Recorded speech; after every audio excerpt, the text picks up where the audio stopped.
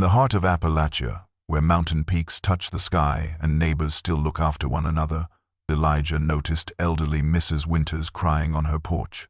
Her roof was leaking badly, and at 78, the widow had no family to help after 3 contractors refused the dangerous job. Armed with only his grandfather's worn toolbox and remarkable skills learned from his late father, the small boy climbed the treacherous steep roof without hesitation, despite the dangerous height. "I can fix it, ma'am," he promised with determination beyond his years, his nimble hands already working with surprising expertise. What began as a simple repair soon spread through the tight-knit mountain community like wildfire. But why did the entire town gather at Mrs. Winters' cabin the next morning? What unexpected discovery did they make about little Elijah's craftsmanship? And how did this orphaned child's selfless act transform both their lives forever? The first drops of April rain pattered against Meredith Winters' living room window like an ominous warning, each tiny splash causing her weathered heart to sink further into despair as she glanced upward at the water stain that had spread across her ceiling, its yellowish-brown edges creeping outward with each passing storm. The deteriorating roof threatened the only home she had known for the past 47 years, the same home where she and Franklin had raised their son Michael before he moved to Chicago for work, the same home where she had nursed Franklin through his battle with cancer until he succumbed 15 years ago on a similarly rainy April evening. Now she was alone on this remote stretch of Appalachian mountainside, with nothing but memories and a dwindling bank account that could scarcely cover her property taxes, let alone the extensive repairs desperately needed before the notorious mountain rainy season arrived in full force next month. The thought brought tears to her rheumy eyes as she clutched Franklin's photograph to her chest, his smiling face preserved behind glass just as she preserved his memory in her heart. 3 different contractors had made the journey up the mountain only to shake their heads at the steep pitch of her roof, the remote location making material transport difficult, and the extensive nature of the repairs needed, each one quoting prices far beyond what her modest widow's pension could afford, before ultimately declining the job entirely. They suggested instead that perhaps it was time for her to consider selling the property and moving into the Sunshine Meadows retirement community down in the valley, a suggestion that felt like a knife to Meredith's heart. She couldn't bear the thought of leaving this home where Franklin's presence still lingered in every corner, in the slight depression on his side of the mattress that she could never bring herself to flip, in the reading glasses still perched on his nightstand, in the workshop out back where his tools hung in perfect order on the pegboard he'd installed the summer before his diagnosis. On his deathbed, he had promised he would always watch over her, a promise she felt he could only keep if she remained in this house where they had built their life together, a promise now threatened by each raindrop that found its way through the compromised roof. Meredith placed a large cooking pot beneath the most active leak before sinking into Franklin's old recliner, her arthritic hands clutching his photograph, as she whispered a desperate prayer for some kind of miracle before the coming storms washed away the only connection she had left to the love of her life. The morning after the first spring shower, Meredith Winters sat at her kitchen table with the local phone directory open before her, methodically calling every roofing contractor listed within a 50-mile radius, her trembling finger tracing down the page as she worked her way through the names, hope diminishing with each conversation that ended in polite rejection or quoted prices that made her stomach clench with anxiety. When Jim Harkins, the first contractor who agreed to come assess the damage, finally arrived 3 days later in his mud-splattered pickup truck, Meredith's spirits momentarily lifted at the sight of his professional logo and the toolbox he carried, only to plummet when he stood in her yard, neck craned back, whistling low through his teeth at the steep pitch of her roof, before explaining that the 45-degree angle, combined with the rotted sections, made the job too risky for his small crew, especially given that insurance rates for his business had recently increased, forcing him to avoid the most dangerous jobs, despite the sympathy he clearly felt for her situation. The second contractor, Marcus Williams, a burly man with calloused hands who had been recommended by the hardware store owner in town, spent nearly an hour examining the roof damage, climbing partially up with surprising agility for his size, but ultimately shook his head as he explained that the remote location of her cabin meant hauling materials up the winding mountain road would require special equipment he didn't possess. not to mention the additional labor costs that would push the price far beyond what she had hesitantly admitted she could afford. By the time the third contractor, young Travis Cooper, who had just started his own business the previous year, arrived a week later when the water stains had spread to 2 more spots on her ceiling, Meredith had already begun to accept the inevitable, barely able to muster a smile as he performed his assessment, her heart sinking at his apologetic expression when he explained that while he would normally take on the job despite the challenges, the extensive nature of the repairs required completely replacing several load-bearing rafters, a task that required expertise beyond his current skill level, and attempting it might result in further damage to her home for which his fledgling business couldn't afford the liability. As Travis's truck disappeared down her long gravel driveway, Meredith stood on her sagging porch, shoulders slumped in defeat, watching dark clouds gathering on the horizon that promised another heavy downpour by nightfall, the reality of her situation finally crashing down upon her with the weight of the entire mountain itself. She was alone, without resources or options, facing the imminent loss of the only place that still held Franklin's presence, the only place she had called home for nearly 5 decades. And as the first distant rumble of thunder reached her ears, Meredith did something she rarely allowed herself to do in public.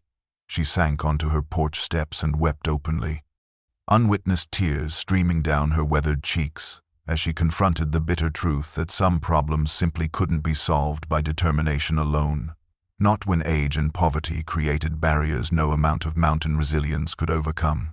The afternoon sun filtered through the canopy of budding maple trees as 10-year-old Elijah Thompson made his way home from Mountain Ridge Elementary, his worn backpack heavy with math worksheets and a dog-eared copy of Hatchet for the book report due next week. Though his mind was elsewhere as he kicked at pine cones along the gravel shoulder of Pinewood Drive, contemplating the robin's nest he'd discovered in the schoolyard oak tree that morning, wondering if the eggs had hatched yet, or if they needed more time to develop into the tiny blue miracles his grandfather had taught him to appreciate before he'd passed away last autumn. Taking the long route home, as he often did when the weather was fair, Elijah cut through the less-traveled upper ridge path that wound past several remote cabins, including old Mrs. Winter's place, which his grandmother occasionally mentioned when reminiscing about the old-timers who'd lived on the mountain since before Elijah was born, his sneakers crunching on the gravel as he rounded the bend that revealed her property. The weathered cabin nestled against the mountainside like it had grown there naturally over decades of Appalachian seasons. Something unusual caught his eye. Mrs. Winters sitting alone on her porch steps, shoulders shaking in what appeared to be silent sobs, a sight that caused Elijah to slow his pace and hesitate briefly by the old oak tree at the edge of her property, his natural shyness battling with the lessons of compassion his parents had instilled in him before the accident that had left him in his grandmother's care 2 years ago. The memory of his father's voice, "Thompson's never walk past someone in trouble, son," propelled Elijah forward despite his uncertainty, his small frame navigating the overgrown path to her front yard, where he noticed scattered roofing shingles and what looked like fresh tire tracks cutting through the mud, evidence of recent visitors. Drawing a deep breath for courage, Elijah approached the elderly woman whose face remained buried in her hands, her thin shoulders trembling beneath a faded floral housedress, and cleared his throat softly to avoid startling her before speaking in the respectful tone his grandmother had taught him to use with elders. "Excuse me, ma'am, are you okay? Can I help with something?"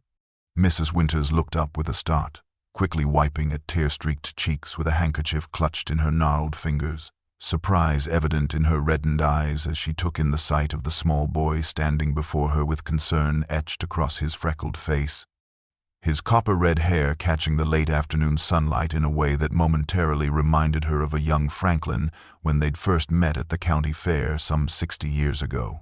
For a brief moment, neither spoke, Tafe, the elderly widow and the young boy regarding each other across the vast gap of generations, until Mrs.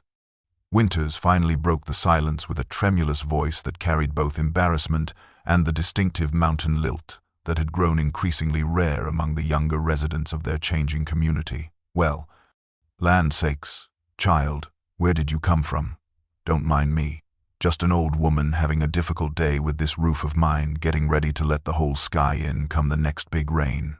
Elijah shifted his weight from one sneakered foot to the other as Mrs. Winters briefly explained her predicament, his eyes drifting upward to study the damaged roof with an intensity unusual for a child his age, taking in the missing shingles, the sagging section near the chimney, and the telltale water damage along the eaves that told a story of neglect, born not of choice but necessity. Without hesitation or the self-consciousness that typically characterized his interactions with adults, Elijah set his backpack down on the weathered porch boards and declared with unexpected confidence, "I can fix that for you, Mrs. Winters." His voice carrying the earnest conviction only found in those too young to understand the true scope of challenges, yet old enough to believe in their ability to overcome them. The elderly woman's surprise quickly morphed into a gentle, indulgent smile as she patted the porch step beside her in invitation, clearly assuming his offer stemmed from the well-intentioned but impractical optimism of childhood. Yet something in the boy's steady gaze as he settled beside her made her withhold the automatic dismissal that had risen to her lips. "My daddy was a roofer before he and Mama died in the car accident," Elijah continued, his matter-of-fact tone belying the weight of his words as his eyes remained fixed on the damaged roof, assessing it with surprising expertise. "He took me with him on jobs since I was 7, taught me everything about shingling and flashing, and how to check for rotted wood underneath. Said I was the best helper he ever had." Mrs. Winters studied the boy's profile, noting the determined set of his jaw that seemed suddenly older than his years, the careful way his eyes tracked across her roof as if mentally cataloging each required repair, and the quiet confidence with which his small hands gestured toward specific problem areas visible from their vantage point.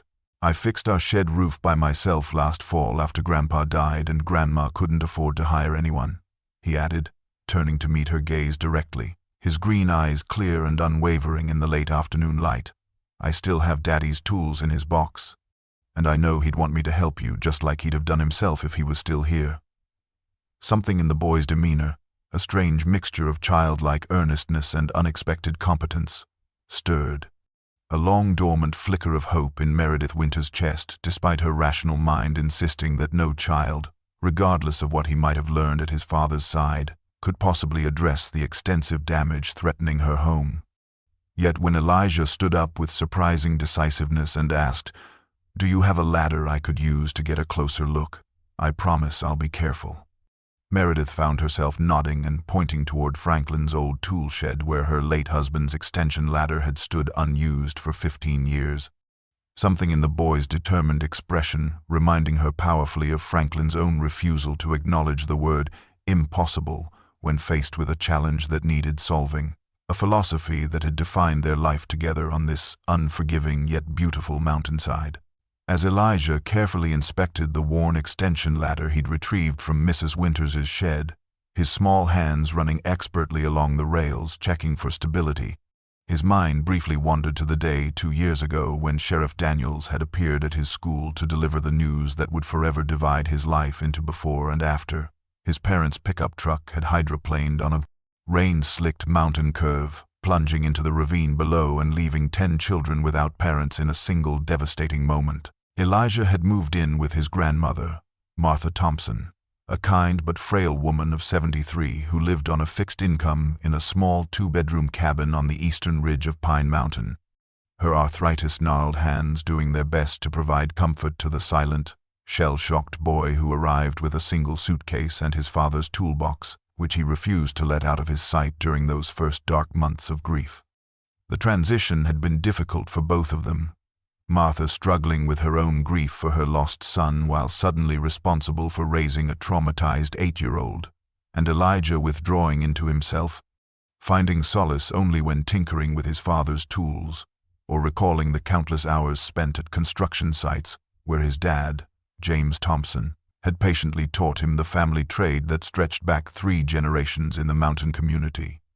His grandfather, Harold, had briefly filled the father-shaped void in Elijah's life, taking the boy fishing on Sundays and continuing the practical education James had started, teaching him to split firewood, change spark plugs, and patch the cabin roof when summer storms damaged the aging shingles. the precious months of mentorship before Harold's heart gave out last autumn while tending his beloved vegetable garden, leaving Elijah and Martha to face the harsh mountain winter alone and increasingly impoverished as medical bills from Harold's final hospital stay steadily eroded their modest savings. School had become Elijah's refuge. 100. His straight A grades a silent tribute to parents who had emphasized the value of education despite their own limited opportunities, yet he found true peace only when working with his hands, applying the lessons his father had drilled into him since he was old enough to hold a hammer. Measure twice, cut once, never rush a job worth doing, always leave things better than you found them. The boy who now stood confidently before Mrs. Winter's damaged roof bore little resemblance to the carefree child who had once chased fireflies across summer meadows. In his place stood a serious, prematurely responsible 10-year-old who shouldered burdens no child should face, who helped his grandmother with bills she thought he couldn't understand, who had learned to cook simple meals when her arthritis flared too severely for her to manage the stove, and who still sometimes cried silently into his pillow at night when memories of his parents became too sharp to contain within his small chest that carried a man-sized heart forged in grief's unforgiving furnace. The following Saturday morning arrived with clear skies and a gentle breeze that rustled through the budding trees as Elijah arrived at Mrs. Winter's cabin, pulling his father's red radio flyer wagon, now repurposed to transport the weathered leather toolbox that had passed from his grandfather to his father and finally to him, along with a carefully selected assortment of supplies he had gathered over the past 3 days through a combination of resourcefulness and determination that belied his 10 years. After his initial assessment of the roof, Elijah had created a detailed list in his school notebook, the neat handwriting reflecting the methodical approach his father had instilled in him, and proceeded to gather what he needed. Some items borrowed from neighbors who couldn't resist the earnest boy's polite requests, others salvaged from his grandfather's shed, and a few essential materials purchased with money from the coffee can where he saved the modest earnings from his paper route and occasional yard work for neighbors. Mrs. Winters watched in astonishment as the small boy unloaded his wagon with the efficiency of a seasoned contractor, arranging tools in precise order of anticipated use. The weathered claw hammer with the handle worn smooth from generations of Thompson men, the roofing hatchet with its specialized head designed for precision shingling, his father's treasured speed square, a chalk line with blue powder that had somehow survived 2 years without use, and various other implements whose names and purposes Mrs. Winters couldn't begin to guess, but which Elijah handled with the familiar confidence of long practice. His small fingers deftly sorted through the collection of salvaged shingles he had brought, explaining to the bewildered widow that they weren't a perfect match for her existing roof, but would work well enough for the repair, his voice taking on the instructional tone of his father as he pointed out the differences in tab patterns and weight ratings, using terminology that sounded incongruous coming from such a young mouth yet carried the unmistakable authority of genuine knowledge. When Mrs. Winters hesitantly asked about roof underlayment, clearly repeating a term she had heard from the contractors who had rejected her job, Elijah's face lit up with unexpected animation as he proudly withdrew a partial roll of weatherproof membrane from the wagon, explaining that his neighbor Mr. Jenkins had kept it in his garage since an abandoned project 3 years prior and had been happy to contribute it to Mrs. Winters's repair. The boy's detailed explanation of how it would prevent water infiltration around the damaged flashing by the chimney, demonstrating a grasp of roofing principles that would have impressed even the professionals who had deemed the job too challenging for their experienced crews. The morning sun had reached its zenith, casting short shadows across Mrs. Winter's yard as Elijah methodically secured the extension ladder against the weathered eaves, checking twice to ensure its stability before turning to the elderly woman with a reassuring smile that did little to ease the worry etched across her weathered face. "Maybe this isn't such a good idea, child," Mrs. Winters fretted, her gnarled hands clasped tightly at her chest as she eyed the steep pitch of the roof that had deterred grown men with years of experience, the 45-degree angle appearing even more treacherous from their vantage point in the yard. Elijah merely shrugged, the tool belt he'd fashioned from one of his father's old ones cinched tightly around his narrow waist, several notches beyond the last factory-punched hole and secured with a piece of baling wire. making him appear both endearingly childlike and incongruously professional as he began his ascent with the practiced movements of someone far beyond his years. The wooden rungs creaked ominously beneath his weight, prompting a small gasp from Mrs. Winters, yet Elijah climbed with the sure-footed confidence of mountain children raised among heights and dangers that would terrify their flatland counterparts, each movement deliberate and tested before committing his full weight. Upon reaching the roof's edge, the boy paused momentarily, scanning the damaged expanse with a critical eye before hoisting himself up with surprising upper body strength, the muscles in his thin arms standing out as he navigated the precarious transition from ladder to roof with practiced ease. Mrs. Winters held her breath, one hand pressed against her mouth to stifle the urge to call him back down, as Elijah began to traverse the steep incline on all fours, his movements reminiscent of the wild mountain goats that sometimes appeared on the higher ridges, testing each foothold before shifting his weight forward.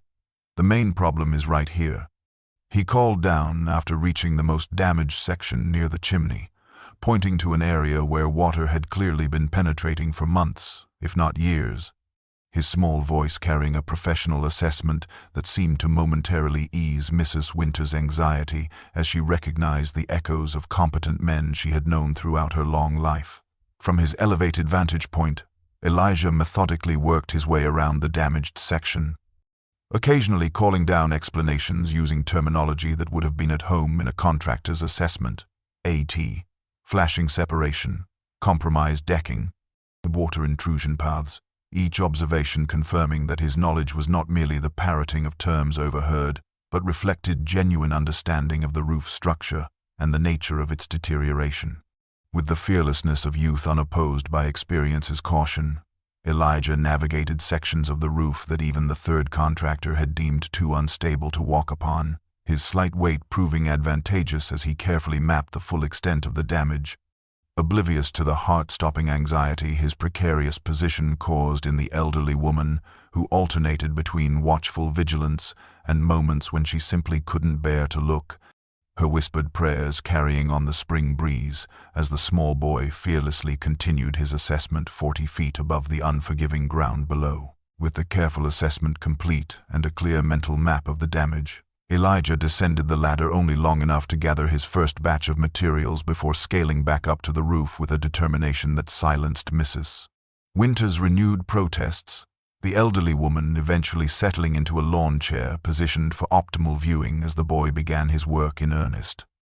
Starting at the lowest point of damage, Elijah methodically removed compromised shingles with his father's roofing hatchet, his small hands wielding the tool with surprising strength and precision, carefully preserving the salvageable materials while discarding those too far gone, creating neat piles that revealed an organizational system clearly inherited from his father's training. Mrs. Winters watched in astonishment as the boy worked with the focused concentration of a master craftsman, his movements economical and purposeful, wasting neither energy nor materials as he exposed the damaged underlayment and, in several spots, the rotted decking beneath that confirmed his earlier assessment. Rather than appearing daunted by the extensive damage, Elijah seemed to grow more confident as the true scope of the project revealed itself, descending briefly to retrieve pieces of plywood he had brought in his wagon, explaining to Mrs. Winters that he had salvaged them from Mr. Jenkins's garage cleanout and cut them to manageable sizes that his small frame could handle on the ladder.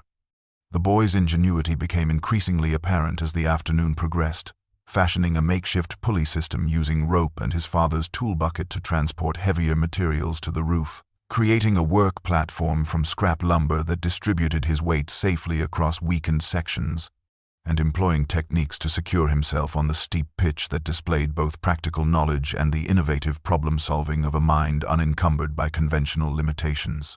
Most impressive was Elijah's handling of the flashing around the chimney, carefully removing the corroded metal strips before fashioning replacement pieces from the aluminum sheets he had brought, cutting precise angles with tin snips that seemed oversized in his small hands yet were manipulated with remarkable dexterity, bending and shaping the metal with practiced movements that Miss Winters recognized from watching Franklin perform similar repairs decades earlier. By late afternoon, neighbors driving past the remote cabin had begun to slow their vehicles, several eventually stopping altogether to witness the extraordinary sight of a child performing expert roof repairs, their expressions transitioning from initial alarm to disbelief, and finally to quiet admiration as they observed Elijah's methodical progress. The quality of his workmanship evident even to untrained eyes, as he created clean, straight lines of replacement shingles that blended seamlessly with the undamaged sections. His attention to detail revealing not merely knowledge passed down, but an innate talent that transcended his years and limited experience. As the afternoon sun cast long shadows across the yard, Elijah's steady work rhythm became punctuated with conversation that floated down from the rooftop, beginning hesitantly with simple questions about tool placement, but gradually evolving into something deeper as the hours passed and mutual trust developed between the unlikely pair. "My dad always said talking makes the work go faster," Elijah called down as he carefully aligned a new row of shingles, his voice carrying both pride and a hint of the raw grief that still colored mentions of his father, prompting Mrs. Winters to ask gentle questions that opened a floodgate of memories the boy seemed eager to share. "Dad could shingle a whole roof in a day," Elijah explained, his small hands mimicking the techniques he described. "He always let me carry the nail gun, even though Mom said I was too little, and he taught me to feel for the rafters through the decking instead of using chalk lines when we were in a hurry." Mrs. Winters listened intently, occasionally offering encouragement that kept the stories flowing. Tales of job sites where Elijah had served as his father's shadow, learning to estimate materials by eye, discovering the satisfaction of perfectly aligned shingles, and absorbing the unwritten code of craftsmanship that valued quality over speed. The conversation gradually shifted as Elijah, pausing to wipe sweat from his brow with a forearm, asked about the cabin's history, his natural curiosity drawing out stories Mrs. Winters hadn't shared in years. How Franklin had built the original structure with his own hands the year after they married, how they'd expanded it room by room as their family grew, and how the massive oak beams supporting the roof had been harvested from the surrounding forest and shaped with hand tools before power lines reached their remote mountainside. "Did you ever wish you lived someplace easier?" Elijah asked innocently, gesturing toward the steep terrain that isolated the cabin from neighbors, a question that prompted a thoughtful smile from the elderly woman who explained that the mountains weren't just their location, but their identity, a sentiment that resonated visibly with the boy who nodded in solemn understanding. Despite his youth, as the work continued and shadows lengthened, their exchange of stories created an unexpected bridge across the generations. Elijah describing fishing trips with his father where he'd learned patience alongside practical skills. Mrs.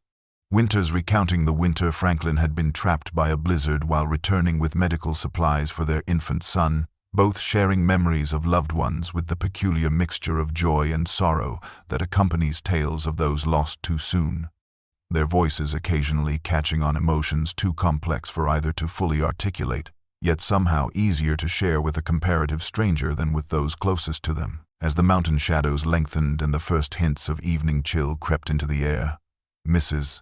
Winters called up to Elijah with gentle insistence that even the most dedicated craftsman needed sustenance, her tone brooking no argument despite the boy's protests that he could continue working until dark.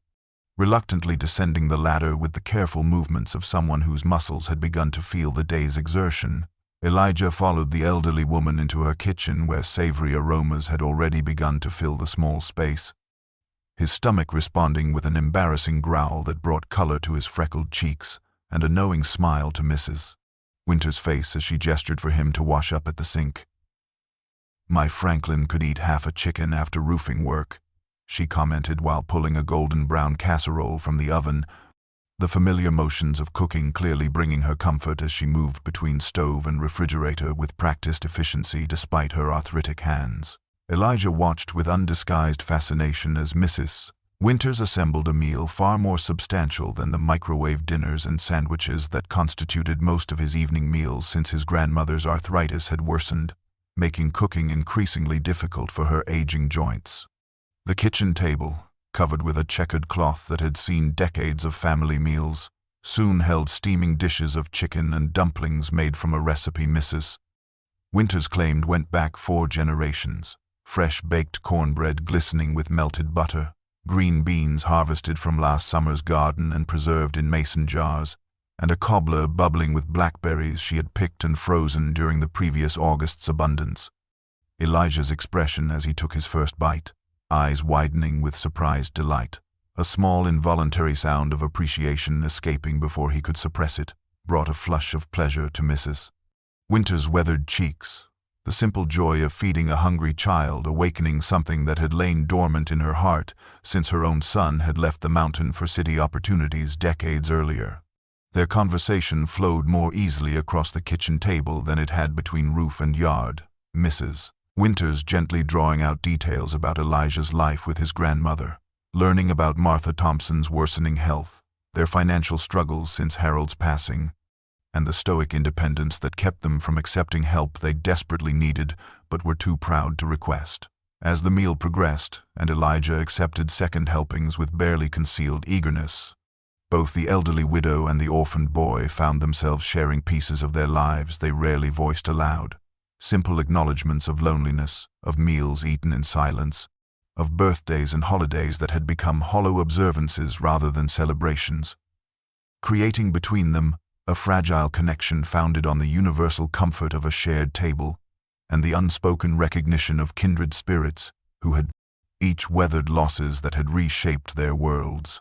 The mountain's capricious weather asserted itself the following morning as Elijah arrived to continue his work, the crystal-clear dawn sky rapidly surrendering to an ominous wall of dark clouds rolling in from the western ridge, a phenomenon locals called ridge runners that could transform from distant threat to torrential downpour in less than an hour. Mrs. Winters eyed the approaching storm with evident anxiety, her weathered hands clutching her cardigan tighter around her thin frame as she suggested Elijah might be better off returning another day, a recommendation the boy dismissed with a determined shake of his head after assessing the clouds with the practiced eye of a mountain child, raised to read nature's warnings.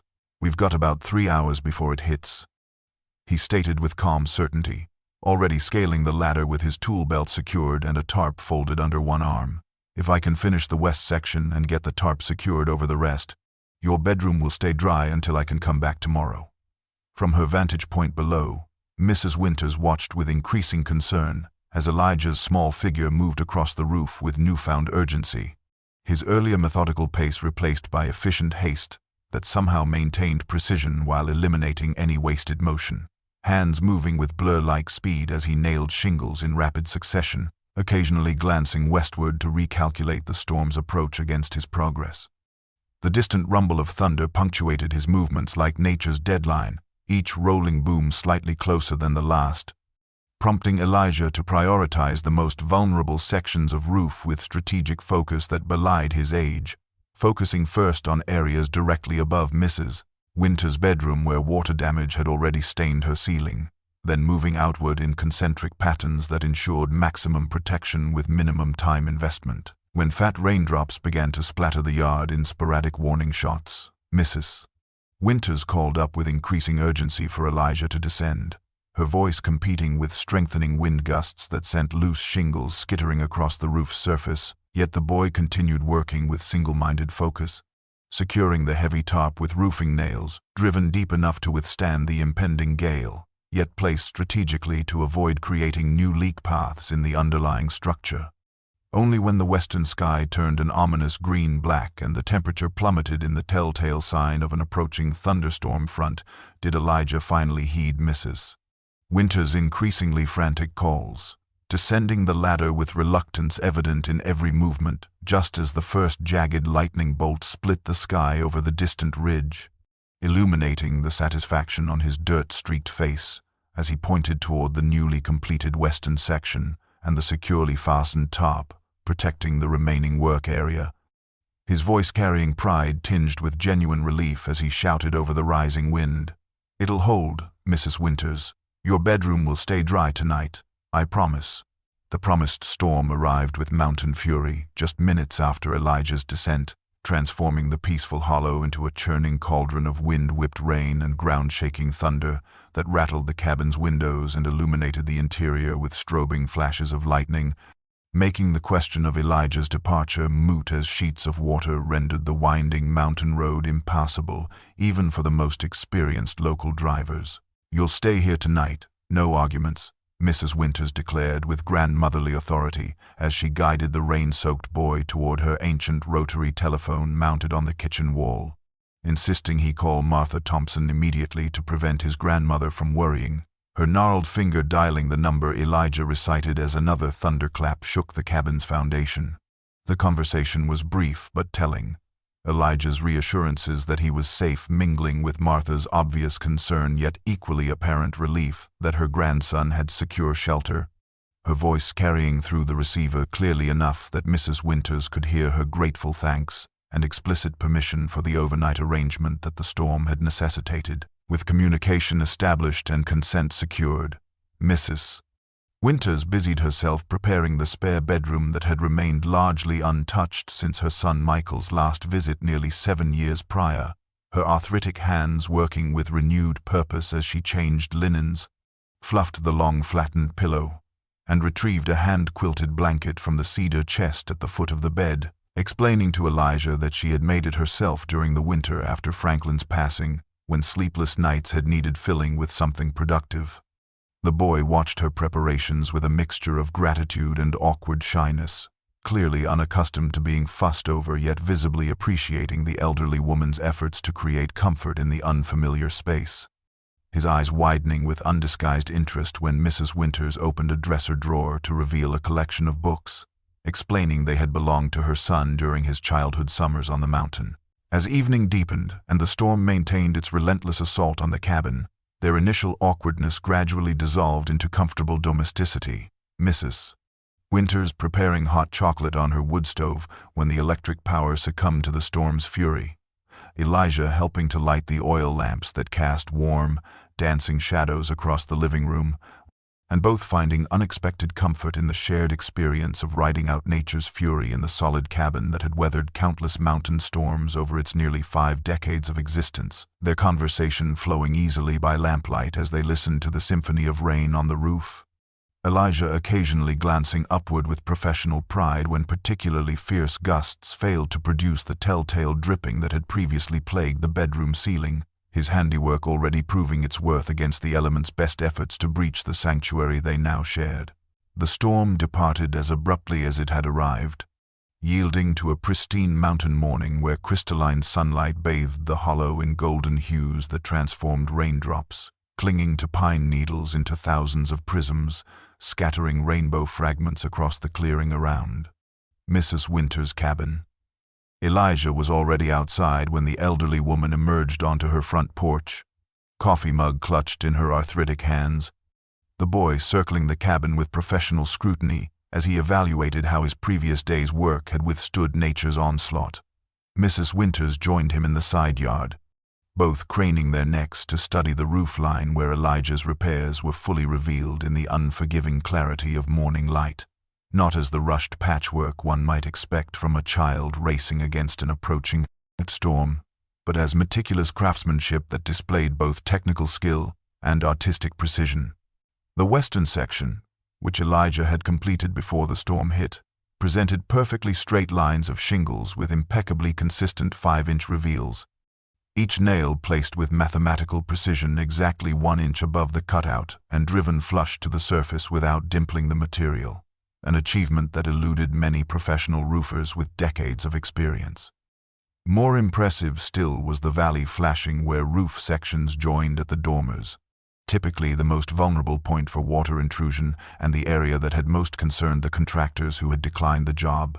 Elijah had fashioned an overlapping system that channeled water away from the seams with an elegant efficiency that spoke of both inherited knowledge and intuitive understanding of water's persistent search for weakness. Mrs. Winters, who had watched Franklin work on their home for nearly 5 decades and could recognize quality craftsmanship when she saw it, stood in stunned silence as she absorbed the undeniable evidence before her. This 10-year-old boy had not merely patched her roof, but had restored it with workmanship that surpassed what she might have expected from professionals charging thousands of dollars. "Not a single leak," she finally murmured, her voice carrying wonder as she recounted how previous storms had created a symphony of drips throughout her bedroom, requiring strategic placement of buckets and pans.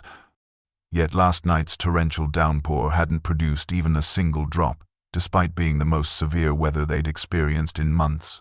Elijah accepted her praise with uncharacteristic shyness, his freckled cheeks coloring slightly as he scuffed his sneaker against the damp grass. Though his eyes betrayed unmistakable pride when he gazed up at his handiwork illuminated in the morning light, one small hand shading his vision as he spotted areas still needing attention when weather permitted the work to continue, but allowing himself a moment to appreciate what his father would have called a job worth putting your name on.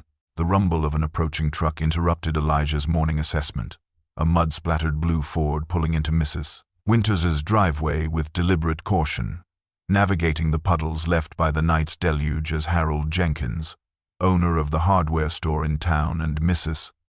Winter's nearest neighbor at a quarter-mile down the mountain road, emerged with a concerned expression etched across his weathered face. "Came to check on you after that blow last night, Meredith," he called, tipping his faded baseball cap in greeting before his gaze traveled upward to the roof, where evidence of recent work was unmistakable. Confusion replacing concern as he noted the pristine new section gleaming in the morning light. "You finally find someone willing to tackle that roof?" he asked, clearly surprised that any contractor had agreed to the job 3 others had deemed too dangerous, his confusion deepening when Mrs. Winters gestured toward Elijah with unmistakable pride, prompting a skeptical chuckle from Jenkins as he clearly assumed she was joking, until the elderly woman recounted the events of the past 2 days in earnest detail. Jenkins circled the cabin with the critical eye of a man who had supplied building materials to local contractors for over 40 years. His initial skepticism giving way to disbelief, and finally to genuine amazement as he studied the craftsmanship visible from ground level, asking increasingly technical questions that Elijah answered with quiet confidence, using terminology and explaining techniques that no child could have invented or memorized without genuine understanding. "James Thompson's boy?" Jenkins finally asked, studying Elijah with new respect when the connection clicked into place. Nodding thoughtfully as he recalled the skilled roofer who had been a regular customer before the tragic accident 2 years earlier, his expression softening as he addressed Elijah directly. "Your daddy was the best roofer in 3 counties, son. I'd recognize his technique anywhere. That special way he handled valley flashing was something of a signature."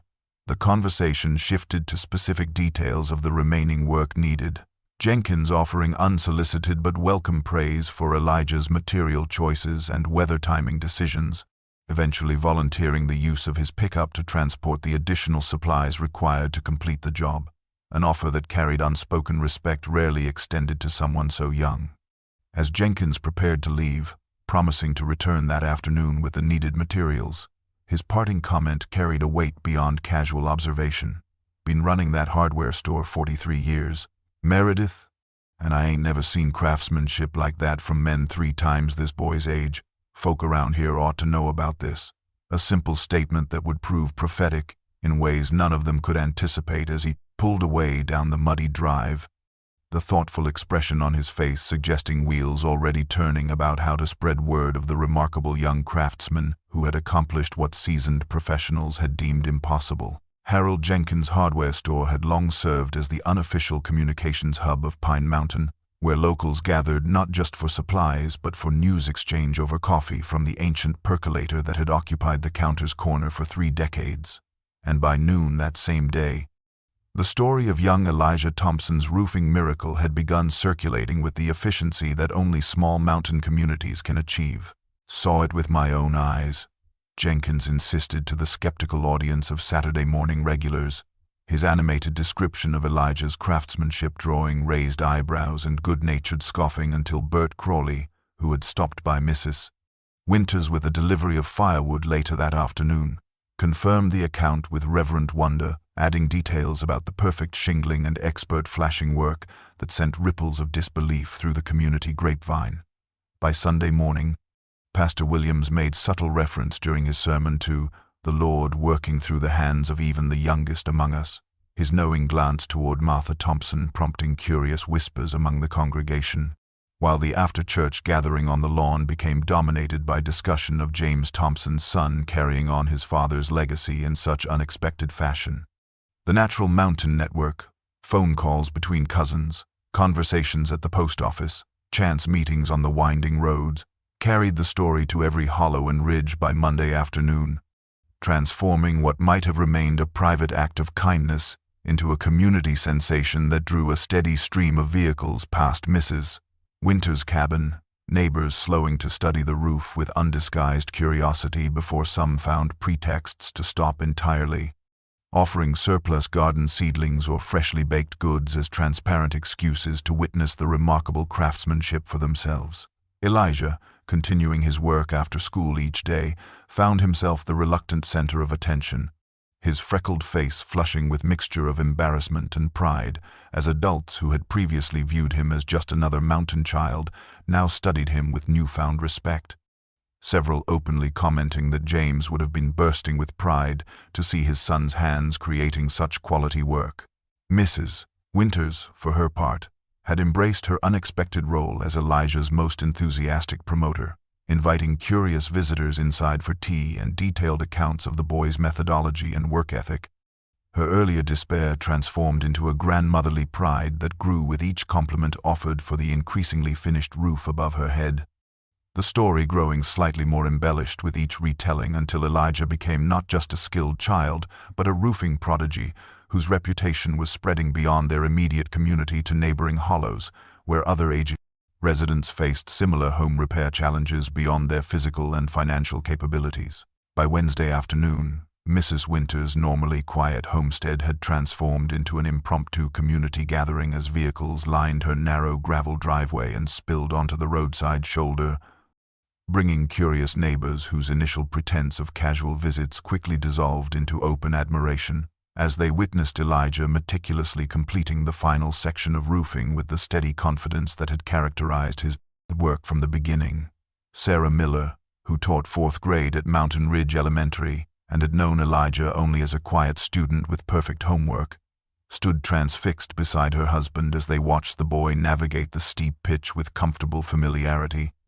Her educator's perspective, recognizing something profound in the disconnect between his classroom reserve and the confident craftsmanship on display 50 feet above them.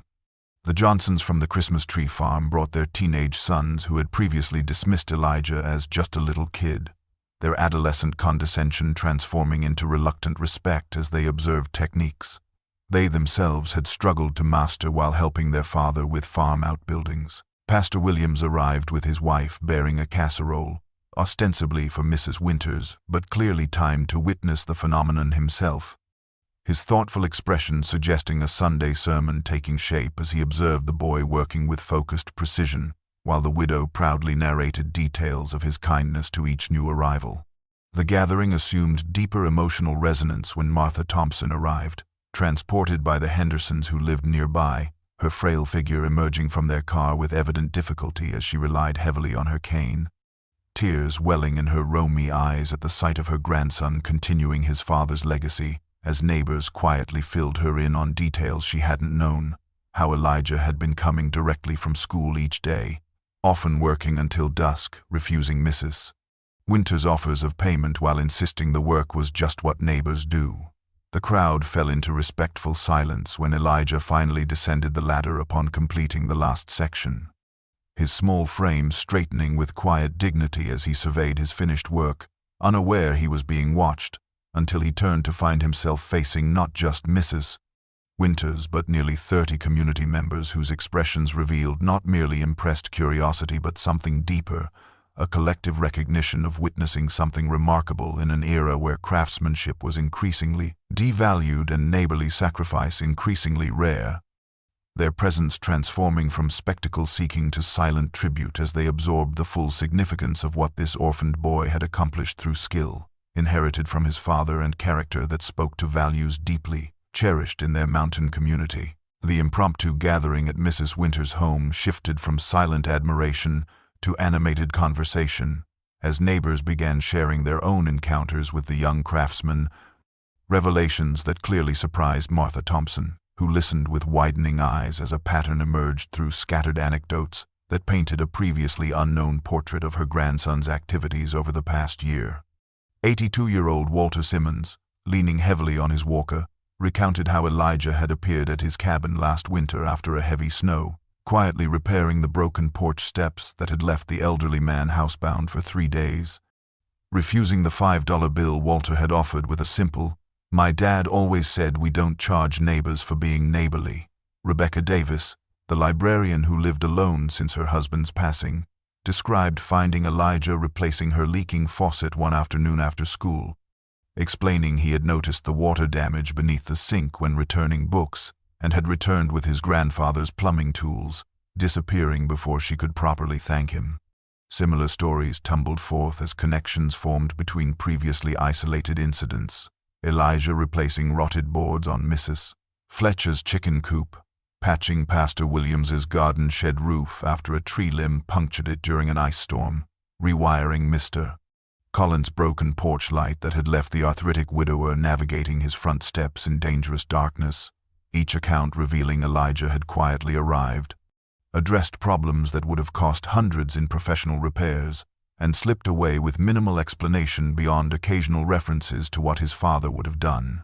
Martha Thompson's expression transformed from surprise to understanding as the true nature of Elijah's after-school disappearances became clear. The mysterious dirt under his fingernails and occasional minor injuries now contextualized as evidence not of typical boyhood adventures, but of selfless service to community members most vulnerable to the harsh mountain environment. Most revealing was the consistency of testimonies about Elijah's refusal of compensation.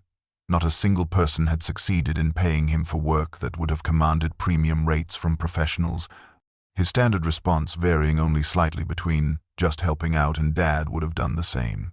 His rejection of payment standing in stark contrast to his family's well-known financial struggles since his grandfather's passing. The collective revelation created a profound shift in the gathering's emotional tenor, the initial curiosity about a child's surprising skill transforming into deeper appreciation for his character. Several older men discreetly wiping eyes as they recognized in this 10-year-old boy the embodiment of mountain values increasingly rare in younger generations, his secret campaign of community service revealing maturity and ethical depth far beyond his years. As twilight descended on the mountain and the gathering at Mrs. Winter's home showed no signs of dispersing, Harold Jenkins cleared his throat with the authoritative rumble that had presided over town meetings for decades. The hardware store owner's weathered face set with determination as he addressed the assembled neighbors. "Folks, we've been accepting help from James Thompson's boy while his grandmother can barely keep their roof from leaking and their pantry stocked. That ain't the mountain way I was raised with." His blunt assessment triggered a ripple of uncomfortable recognition through the crowd. Martha Thompson's attempt at dignified protest gently silenced by Sarah Miller's comforting hand on her shoulder as Pastor Williams stepped forward to suggest an immediate collection, pulling $20 from his own wallet to start what quickly became a substantial pile of cash as neighbors contributed whatever they had on hand. Roger Davis, the retired contractor who had taught James Thompson much of his craft, announced he would personally inspect and repair the Thompson cabin's roof that weekend, prompting 4 younger men to immediately volunteer their labor, while Rebecca from the library mentioned the vacant rental property behind her house that had stood empty since her sister moved to Florida, offering it rent-free until the Thompson cabin could be properly renovated. The spontaneous outpouring continued as practical mountain people converted emotion into action. The Miller family committed to providing regular transportation for Martha's medical appointments, eliminating the taxi expenses that had drained her limited resources. Walter Simmons revealed he had been a bookkeeper before retirement and offered to help organize her finances and apply for additional benefits she likely qualified for but hadn't known how to access. 3 families with garden surpluses arranged a rotation for weekly food deliveries. As planning intensified, Martha Thompson's proud resistance gradually dissolved into tearful gratitude, her weathered hand gripping Elijah's shoulder where he stood beside her, clearly overwhelmed by the sudden reversal of fortune sparked by his simple act of helping Mrs. Winters. The evening concluded with practical arrangements for immediate assistance and longer-term support, the community dispersing with renewed purpose and the satisfaction of honoring their cherished values of reciprocity and care. several participants commenting that Elijah had given them more than roof repairs. He had reminded them of who they were supposed to be as a mountain community, his childlike embodiment of their best traditions, serving as both gift and gentle rebuke to adults who had grown complacent about their responsibility to each other. Their departure leaving behind a transformed atmosphere where three people who had each faced lonely struggles now stood connected by unexpected bonds of mutual support and the mountain tradition of neighbors taking care of their own. The morning after the impromptu gathering, Pastor Williams and Harold Jenkins arrived at the Thompson cabin to begin assessing renovation needs, only to discover conditions far worse than anyone had imagined. The small structure's foundation showing dangerous settling on the western corner, ceiling water stains marking multiple roof leaks, and a heating system functioning at minimal capacity, conditions that had clearly deteriorated over many months of deferred maintenance as Martha's limited income prioritized Elijah's needs over home repairs. While measuring the back porch that needed immediate stabilization, Harold discovered a stack of official-looking letters tucked beside the screen door, their government seals and final notice stamps immediately drawing his concerned attention, prompting a difficult kitchen table conversation where Martha finally revealed the full extent of their situation through tears of shame and exhaustion. The modest life insurance policy from James and Mary's deaths had been depleted by medical bills from Harold's final illness, while Martha's Social Security barely covered utilities, property taxes, and Elijah's school expenses, leaving precious little for food and nothing for home maintenance, a situation compounded by predatory refinancing terms Harold had unwittingly accepted before his death that had nearly tripled their monthly payment. Most alarming was the foreclosure notice dated the previous week, giving them 30 days to vacate the property that had been in the Thompson family for 3 generations. News Martha had kept from Elijah while desperately seeking solutions, unwilling to burden the boy who already carried responsibilities far beyond his years. The devastating financial reality explained mysteries that had puzzled neighbors, why Martha had stopped attending church despite her lifelong devotion, her inability to afford gas for the ancient Buick parked behind their cabin, why Elijah's clothing had grown increasingly worn despite his grandmother's previous reputation for immaculate care, why the boy brought the same peanut butter sandwich for lunch every day, despite Martha's legendary baking skills in healthier times. Pastor Williams placed a gentle hand on Martha's trembling shoulder as she revealed her greatest fear, not homelessness for herself, but the possibility that social services might deem their situation unstable enough to place Elijah in foster care, potentially sending him far from the mountain community that connected him to his parents' memory. A prospect that had kept her awake through countless nights as she strategized ways to maintain appearances of stability despite their deteriorating circumstances.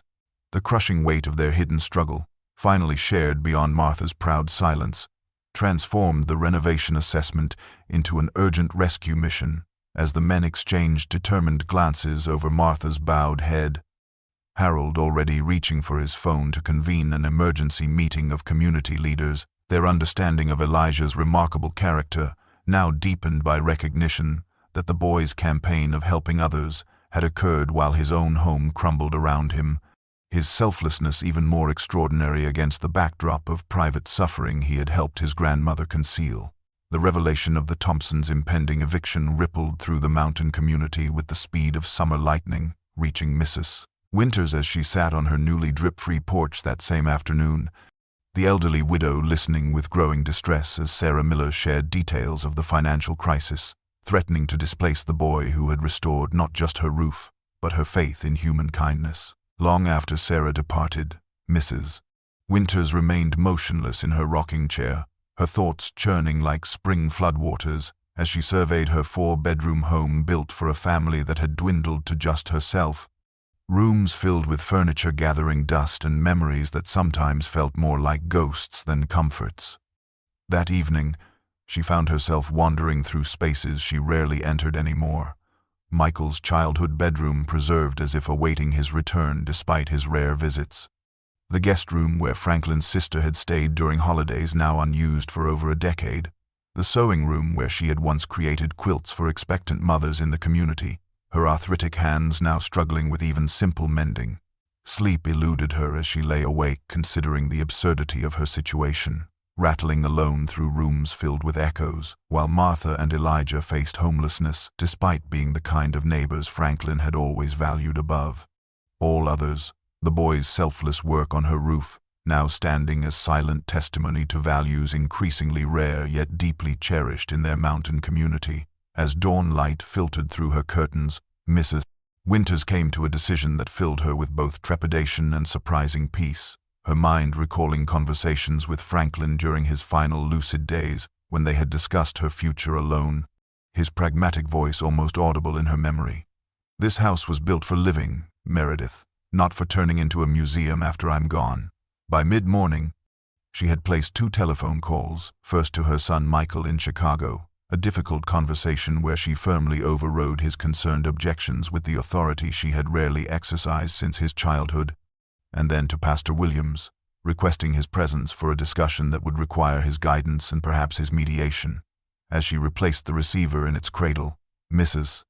Winters felt lighter than she had in 15 years, recognizing that what had begun as Elijah repairing her damaged roof had unexpectedly expanded into an opportunity to repair the damaged fabric of multiple lives, including her own lonely existence that had persisted not from necessity, but from the inertia of grief and the misplaced belief that maintaining an unchanged home somehow preserved Franklin's memory more faithfully than embracing the community values they had shared throughout their marriage.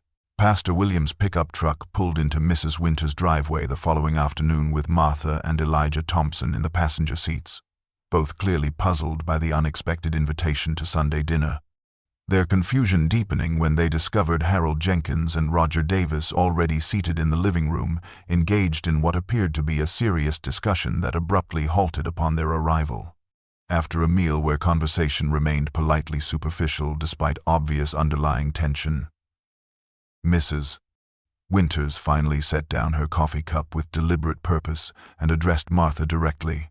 "I've been rattling around in this 4-bedroom house alone for 15 years now, heating rooms nobody uses and dusting furniture nobody sits on. While you two are facing losing your home altogether, Franklin would consider that a sinful waste of blessing." The directness of her approach momentarily stunned the room into silence before Mrs. Winters continued, her weathered hands gesturing toward the ceiling Elijah had repaired. "This house was built for a family, not for an old woman's memories. And I'm proposing that you and Elijah move in here permanently, not as renters or charity cases, but as family." Martha's instinctive protest about independence and not wanting to be burdensome met Mrs. Winters' prepared counter-arguments about her increasing difficulty managing the property alone, her arthritis making simple maintenance impossible, and her doctor's recent warning about the dangers of her isolation, practical concerns that framed the arrangement as mutually beneficial rather than one-sided charity. Elijah, who had remained characteristically quiet throughout the exchange, suddenly asked the practical question that revealed his grasp of the underlying issues. "What about our cabin and the bank payments, ma'am?" prompting Harold Jenkins to explain the community fund already established to negotiate with the bank, his connections with the regional manager potentially offering a path to deed the property to the mountain community as a future apprenticeship workshop for local youth interested in traditional building crafts, a proposal that honored the Thompson family legacy while addressing the immediate financial crisis. As the adults discussed increasingly practical details, which bedrooms would become whose, how household expenses would be shared, what furniture would be integrated from the Thompson cabin, Elijah slipped outside to the porch where Mrs. Winters found him minutes later, his expression thoughtful as he studied the mountains silhouetted against the afternoon sky, his simple question cutting to the emotional heart of the arrangement. "Do you really want us here, or is it just because you feel sorry for us?" Mrs. Winters settled beside him on the porch swing that had gone unused since Franklin's passing, her voice carrying the simple truth that ultimately convinced both Thompsons to accept her proposal. "Elijah, this house hasn't felt like a home since Franklin died, but watching you work on that roof brought life back to this place in a way I never expected. You reminded me what these walls were built for, and it surely wasn't for one old woman to store memories until she joins her husband." The Saturday morning following Mrs. Winters' proposal dawned bright with promise as an impromptu caravan of pickup trucks wound their way up the mountain road. beds loaded with lumber, tools, paint cans, and volunteers representing every hollow and ridge of the community. The spontaneous renovation crew arriving with the organized chaos that characterizes mountain people responding to a neighbor's need. Roger Davis, the retired contractor who had once mentored James Thompson, naturally assumed the role of foreman, his booming voice directing traffic as materials were unloaded and work crews formed with the efficient self-organization of people accustomed to barn raisings and disaster recovery efforts. Mrs. Winter's home, largely unchanged since Franklin's passing, buzzed with activity as interior walls received fresh paint in colors Martha had shyly selected from sample cards. The master bedroom transformed into a comfortable space for the elderly widow, while the adjacent room that had served as Franklin's study became Martha's new domain, complete with a custom-built bookshelf installed by the Henderson brothers to accommodate her cherished collection of Appalachian history volumes. The upstairs bedroom that had once belonged to Michael was reconfigured for Elijah with input from the boy himself, who worked alongside the adult volunteers with the same focused determination he had shown on the roof, his suggestions reflecting practical wisdom beyond his years as he helped convert the adjacent storage room into a small workshop space where he could continue developing his father's craft. Most touching was the transformation of the formal dining room that had gone unused for years into a communal family space with a larger table crafted by Sam Jenkins from cherry trees harvested on his own property. The beautifully finished surface symbolizing the shared meals that would unite the newly formed household in the years ahead. Throughout the renovation, Mrs. Winters moved among the workers with a vitality her neighbors hadn't witnessed since Franklin's illness, serving lemonade from her grandmother's crystal pitcher and sharing stories about each room's history with volunteers too young to remember when the Winters home had been a gathering place for community celebrations, her demeanor suggesting the renovation was restoring not just her home, but her place in the community she had gradually withdrawn from during 15 years of solitary grieving. By late afternoon, what had begun as basic accommodations for new residents had evolved into a comprehensive renewal of the home's physical structure and emotional heart, with improvements appearing almost magically as community members contributed unexpected skills.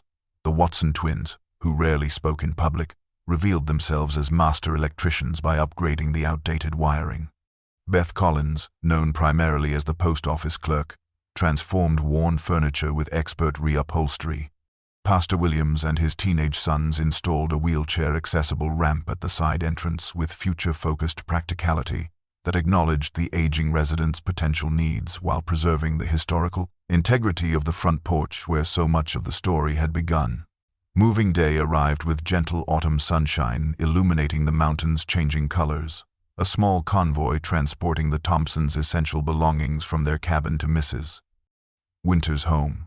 The process revealing how few material possessions they actually owned despite the richness of their family heritage: Martha's quilts and photo albums, Harold's handcrafted rocking chair, the hope chest James had built for Mary during their engagement, and most precious of all, James's toolbox which Elijah carried himself, refusing to let anyone else handle this tangible connection to his father's legacy.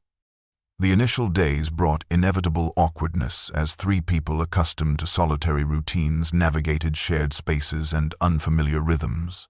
Martha rising at dawn from decades of farm habit while Mrs.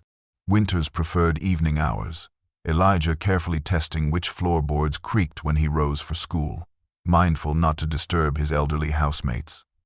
Silent negotiations about bathroom schedules and kitchen territories, gradually giving way to comfortable patterns that honored each person's preferences while creating new household traditions. By the second week, natural divisions of responsibility had emerged without formal discussion. Martha's gifted cooking transforming mealtimes into occasions rather than necessities, Mrs. Winters teaching Elijah to play checkers in the evenings as she had once taught her own son. Elijah automatically handling physical tasks that had long challenged both women, his matter-of-fact assistance with jars, high shelves, and minor repairs requiring no acknowledgement or thanks within their evolving family dynamic. The most significant transformation appeared during the third week, when Martha suffered an arthritis flare that left her bedridden, prompting Mrs. Winters to naturally assume grandmother duties, packing Elijah's lunch and checking his homework with such unobtrusive care that the boy found himself sharing school stories he had previously kept private. Her interested questions drawing out dreams and worries he had protected his grandmother from during their financial struggles. That same evening, hearing Martha's muffled whimpers of pain through the bedroom wall, Mrs. Winters entered without knocking to apply the homemade liniment Franklin had sworn by for his own joint pain. The intimacy of caring for another's physical suffering, bridging decades of neighborly distance in a single act of compassionate touch. Martha's whispered, "Thank you," acknowledging not just the physical relief, but the restoration of dignity that came from being cared for, rather than simply accommodated. As September yielded to October and mountain nights grew chilly, the three unlikely housemates gathered around the fireplace Franklin had built from river stones decades earlier, their shared silences as comfortable as their conversations, each privately recognizing that what had begun as a practical arrangement had transformed into something none had expected, not a replacement for what they had lost, but an entirely new creation that honored their individual pasts while offering a future none had imagined possible just months earlier, when a leaking roof had seemed like the end of one story rather than the beginning of another. October brought more than just crimson leaves to Pine Mountain as Brian Hollister, owner of Hollister Construction and the largest contractor in 3 counties, made an unexpected appearance at Mrs. Winters' home one Thursday afternoon, his mud-splattered truck pulling into the driveway just as Elijah returned from school. The imposing contractor, known throughout the region for his exacting standards and reluctance to hire inexperienced workers, explained that he had detoured specifically to examine the roof he'd been hearing about from suppliers, subcontractors, and even competing builders throughout the mountain community. After a thorough inspection that included climbing onto the roof himself and examining Elijah's work with professional scrutiny, Hollister descended with an expression that shifted from skepticism to genuine respect, his weathered face serious as he addressed the boy directly. "Son, I've been building in these mountains for 37 years, and I've fired journeymen who couldn't flash a chimney half as well as you've done here." The conversation moved to the porch where Mrs. Winters listened with growing excitement as Hollister proposed a formal after-school apprenticeship, 2 hours on weekday afternoons and Saturday mornings, proper work permits filed through the school, fair hourly compensation, and most importantly, structured training across all aspects of construction rather than just roofing, with the explicit goal of preparing Elijah to join the company full-time after graduation if he desired. The boy's typically solemn expression brightened with rare animation as Hollister outlined projects ranging from historic restorations to modern custom homes, opportunities to learn specialized skills from master craftsmen within the company, and the possibility of eventually earning contractor certification with Hollister's sponsorship. When Martha expressed concern about transportation logistics, Hollister revealed that his foreman lived just 2 hollows over and could easily include Elijah in his daily route, a detail suggesting the offer had been carefully considered rather than impulsively extended. Later that evening, after papers had been signed and Hollister had departed with a promise to collect Elijah Monday after school, the three sat around the dinner table processing the day's surprising development, Martha voicing quiet pride tinged with bittersweet recognition that James would have celebrated this milestone. Mrs. Winters practical in her assessment of the financial security such training promised, Elijah himself uncharacteristically talkative as he described techniques he hoped to learn and tools he aspired to master. As their conversation continued into the evening, transitioning from practical details to deeper reflections, the significance of the opportunity settled over the household like a comfortable blanket, not merely employment or skill development, but formal recognition of Elijah's inheritance from his father, transformation of personal tragedy into professional legacy, and perhaps most importantly, the restoration of a future that had seemed tenuous just months earlier, when a leaking roof had brought them together through what they now recognized as providence rather than mere chance. April sunshine warmed the mountain hollow once more as Mrs. Winters, Martha Thompson, and Elijah gathered on the front porch to celebrate the 6-month anniversary of their unusual family formation. The traditional Sunday afternoon ritual of lemonade and Martha's fresh-baked cookies now a cornerstone of their shared life beneath the roof that had brought them together. The passing seasons had transformed not just the landscape but the three people who now moved through the old house with the comfortable rhythms of genuine family. Martha's health visibly improved through regular medical care her previous isolation had prevented, her artistic spirit reawakening through the quilting circle that now gathered in their living room monthly. Mrs. Winters laughing more freely than she had in 15 years, her purpose restored through mentoring neighborhood children in traditional Appalachian cooking and storytelling. Elijah's confidence blossoming under Brian Hollister's professional guidance, his recent promotion to junior crew leader on weekend restoration projects, reflecting both his inherited talent and newfound self-assurance. Spring rain began to patter against the roof overhead, drawing all three pairs of eyes upward in automatic response, before shared glances transformed into gentle laughter at the realization that leaks and buckets belonged to a different lifetime. The sound of raindrops on solid shingles now representing security rather than anxiety, protection rather than vulnerability. "Been thinking about your daddy today, Mrs. Winters said softly to Elijah, her gnarled hand reaching for his, which had grown noticeably larger over months of professional work. He and Franklin would have approved of what we've built here. Not just that roof, but this family we've patched together from broken pieces." Martha nodded agreement, her eyes glistening with emotions that no longer required hiding, adding, "James always said buildings were just structures until people filled them with love. Then they became homes." Elijah, still economical with words but increasingly comfortable expressing deeper thoughts, squeezed both elderly hands in his calloused ones, his voice carrying the simple wisdom that had guided his actions from the beginning. "Dad used to say the strongest repairs are the ones where you can't see where the break used to be." The three generations sat in comfortable silence as afternoon rain cleansed the mountain air, each contemplating how their individual brokenness had been mended through unexpected connection, how walls that had once contained solitary grief now echoed with shared joy, and how the simple act of a child helping an elderly neighbor had cascaded into healing that extended beyond a physical roof to shelter wounded hearts and spirits, creating not just a repaired structure, but a restored community bound together by the timeless mountain values of compassion, craftsmanship, and the unspoken understanding that broken things and people could be mended with care, time, and the courage to build something new from damaged pieces.